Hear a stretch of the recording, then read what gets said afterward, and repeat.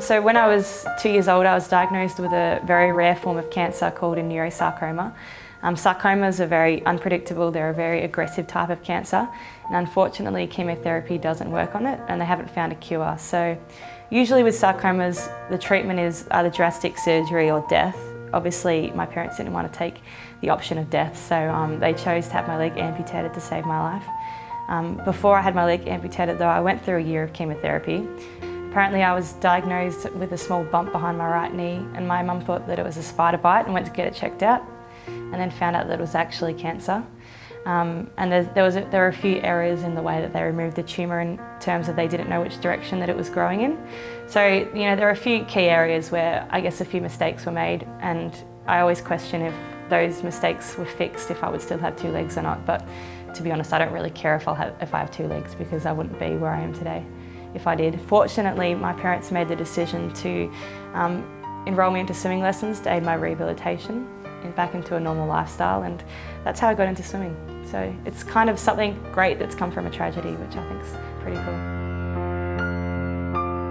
To be honest, when I was growing up with one leg, I didn't really notice that I was different from any other kids.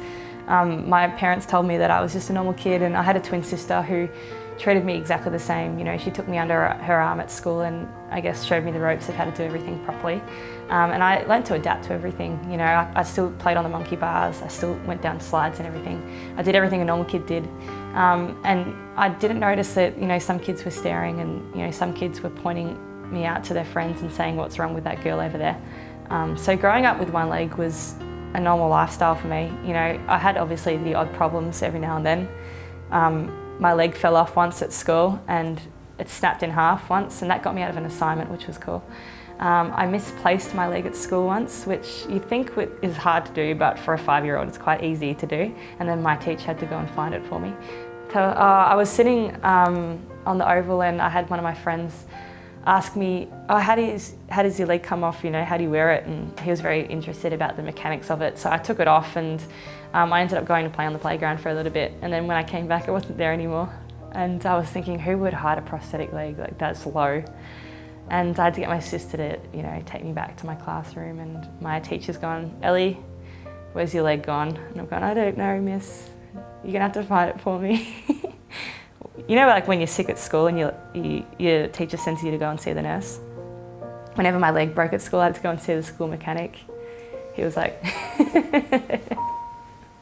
But apart from that, you know, I just had a normal childhood. I guess my semi-serious swimming career started when I was about 10 or 11. You know, I wasn't yet in high school, but I'd finished my Learn to Swim program at King's. I'd graduated, and my mum asked me what I wanted to do with my life, which is a silly question to ask a 10-year-old. And she asked me if I wanted to do squad swimming. So I said, yeah, sure, I'll go give it a try. And I went to Frankston High School swimming pool, and I jumped in, and my coach, Russell Parsons, was a Melbourne Demons supporter, and I was a Melbourne Demons supporter. Go the D's. And he treated anyone that supported the D's, you know, like they were a queen or a king. So I got treated really well in my first training session, just because of that small factor that my coach went for the Demons. And I think that's where my swimming career started, was from that, which I think is amazing. But, you know, I kept going back and back and back, and I never really thought that I wanted to be a Paralympian. Like, I'd seen it on the TV before, and obviously I wanted to go, but it was never a big goal of mine. And, you know, I was just improving every time I swam. You know, I always tried to fix something, being a perfectionist, and eventually my technique, you know, was close to perfect, and, you know, my fitness levels were going up, and, you know, I was climbing the rankings in Australia, and all of a sudden I was at the top before I knew it, which was pretty amazing. You know, when I was in year 9, I was only 14 years of age, and I went to the World Championships trials at the end of the year in 2006 in South Africa in Durban, and it was a very exciting time for me. You know, I was only 14, and I was in a team full of, you know, 20-year-olds. So I was around people that were much more mature than me, and I got to experience a completely different side of life. You know, I was a kid that was training with 10 to 12-year-olds, you know, at a pool in Frankston that was 25 metres and overheated, because it was used for Learn to Swim primarily. You know, going from an atmosphere like that to a World Championships atmosphere within a week is, you know, quite overwhelming.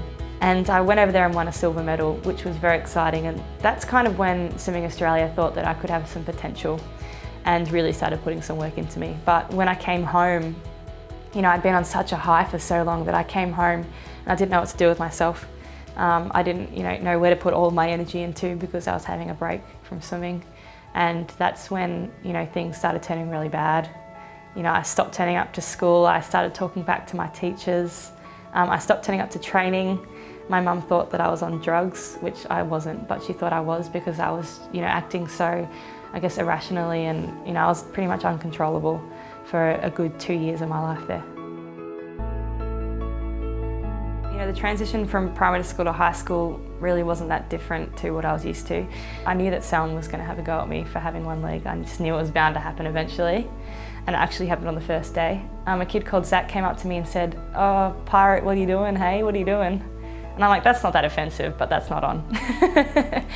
And I took my leg off and I threw it at him like a javelin, thinking that, being in drama class, it would have been socially acceptable to do something like that. It's quite a dramatic way to deal with something. And everyone just stood there, mouths open, shocked that I'd done that. And I think a wave of fear went through the class that, oh my goodness, I better not mess with that girl, she will throw her leg at me. So, obviously I don't condone violence, but there's only been one time when I've used my prosthetic leg as a weapon.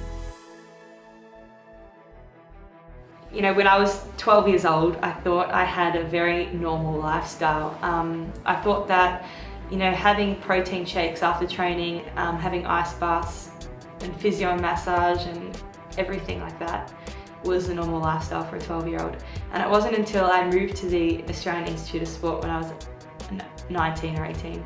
And I started talking to other athletes about, what they did when they were younger athletes and younger kids.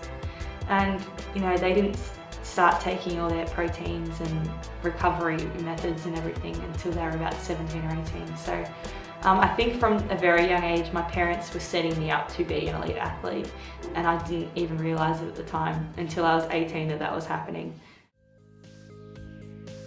I was at the Beijing Paralympic Trials all of a sudden. I was really nervous there because I wasn't prepared like I should have been. And that's when you get the most nervous, is when you haven't done the work. That's why I usually get nervous anyway.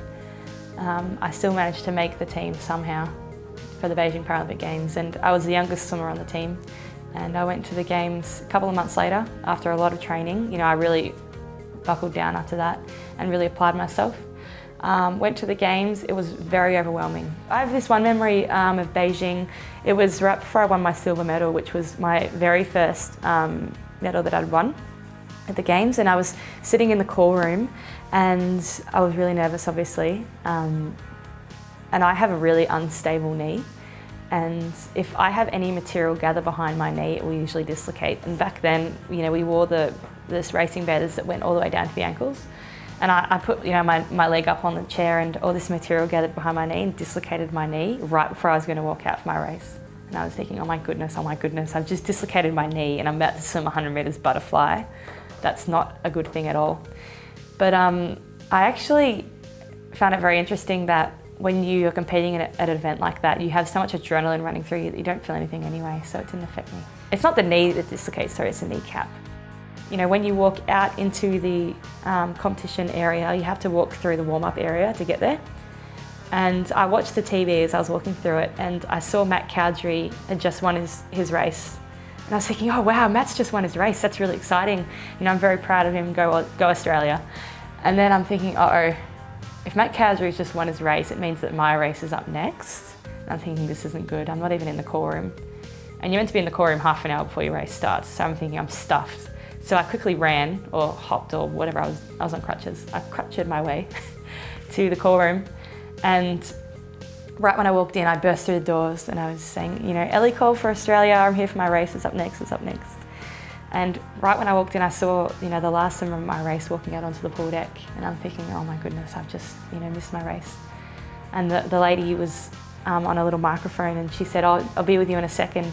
And she went off and spoke to someone through a headset and said that you can't go on because it will look bad on TV. And I just, obviously wasn't very happy with that. So I got to go to bed quite early that night. I was obviously upset, but it gave me enough energy to compete for the rest of the week and, win 2 more medals. So.